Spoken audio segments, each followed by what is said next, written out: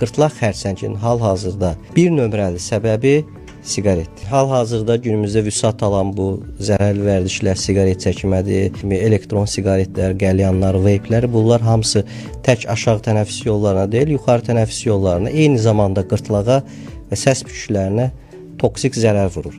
Və uzun müddətli toksik təsir qırtlaqda dəyişikliklər yaradır, xərçəngə səbəb olur. Səsim batıb, səs xırıltılıdır. Soruşanda ki, nədən sonra oldu, siz nə ilə əlaqələndirirsiniz? Cavab verir ki, soyuq su içdim, ondan sonra səsim batdı. Amma soruşanda məlum olur ki, səsdə xırıltı 5-6 ay deyil, artıq 1 ilə yaxındır bu şikayətlər var. Soruşanda ki, siqaret çəkirsiniz, bəli, günə 2 qutu, 3 qutu siqaret çəkmə halı var. Müayinə zamanı məlum olur ki, artıq gecikmiş mərhələdə bir qırtlaq xərçəngi var. Qırtlaq tam çıxarılmalıdır. Qırtlaq da çıxarıldısa, səsini insan itirir və əssalam.